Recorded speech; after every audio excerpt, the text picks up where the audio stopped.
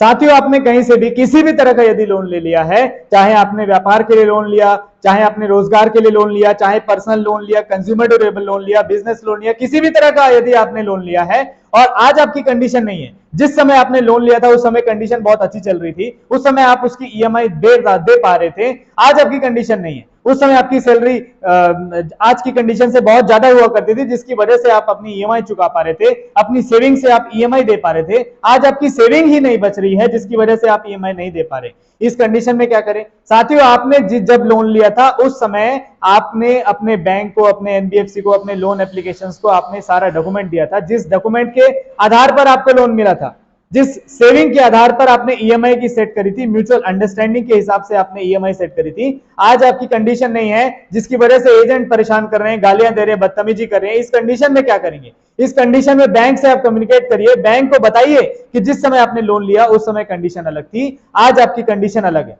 साथियों, यदि आपको लिखना नहीं आता, बैंक से कम्युनिकेट करना नहीं आता, तो लेटर लिखिए। किस प्रकार से लेटर लिखना है इस वीडियो को पूरा देखिए, आपको सारा चीज जानकारी मिल जाएगा किस तरीके से लेटर लिखना है। उसमें कुछ ऊपर नीचे होना है तो ऊपर नीचे आप अपनी सिचुएशन के हिसाब से कर सकते हैं। इस वीडियो को पूरा देखिए, उस लेटर के अनुसार आप बैंक को मेल करिए या फिर रजिस्टर्ड पोस्ट करिए और रजिस्टर्ड पोस्ट की जो रिसिप्ट है उसको अपने पास रखिए।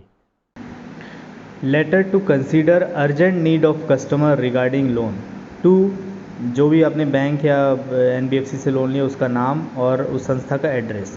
फिर डियर के बाद भी उस संस्था का नाम और एड्रेस, संस्था का नाम। I am writing this letter to explain my present situation, which I had always told to your agent or which may not be clear to you till now. Although you have seen my documents, then provided me the loan according to my condition and mutual understanding, but now situation differs. अब इसमें आप बता दिए हैं कि उस समय जब आपने लोन लिया उस समय कंडीशन कुछ और थी, आज की डेट में आपकी सिचुएशन कुछ अलग हो चुकी है। I had taken loan from your bank company on date XYZ, जो भी आपने जिस डेट पर आपने लोन लिया उस डेट का नाम लिख देंगे और कैसा लोन था वो भी बता देंगे।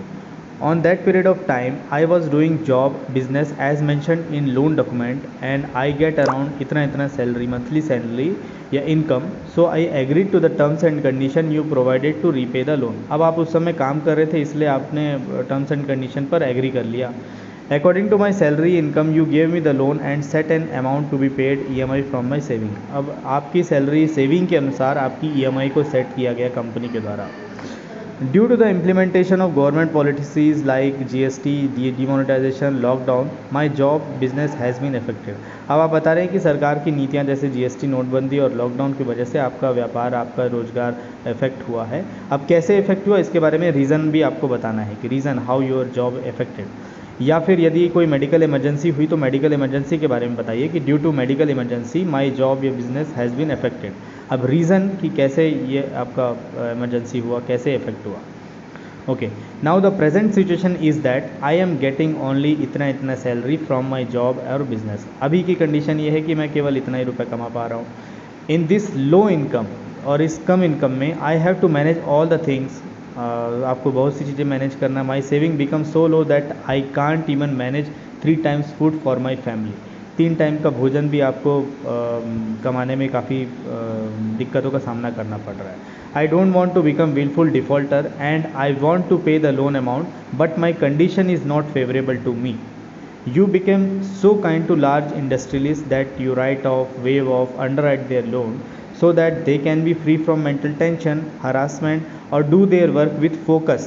आप बहुत सारे व्यापारियों के, बड़े बड़े इंडस्ट्रीज के लोन को माफ़ करते हैं या फिर उनको समय देते हैं या अंडरराइट करते हैं ताकि वो लोग हरासमेंट से भी बचे रहें और अपना काम करते रहें। So similarly, kindly consider my case and provide me certain solution according to my situation so that whenever I get amount, I can be able to pay loan amount further. तो इसी प्रकार से आप मेरे केस को भी consider करिए और कोई ऐसा सॉल्यूशन निकालिए कि जब भी मैं पैसे कमाऊँ और तब मैं आपका पेमेंट कर पाऊँ और आपका मैं जो कर्जा है वो चुका पाऊँ। Thank you. आज का जब भी आप लिखेंगे उसका डेट लिख दीजिए, अपना नाम, mobile number, loan ID, loan account number और आपका एड्रेस ये डालना ना भूलें। लोन अकाउंट नंबर आपका डालना ज़रूरी है वो, या फिर लोन आईडी डालना ज़रूरी है, उसको ज़रूर डालें। जय हिंद, जय भारत।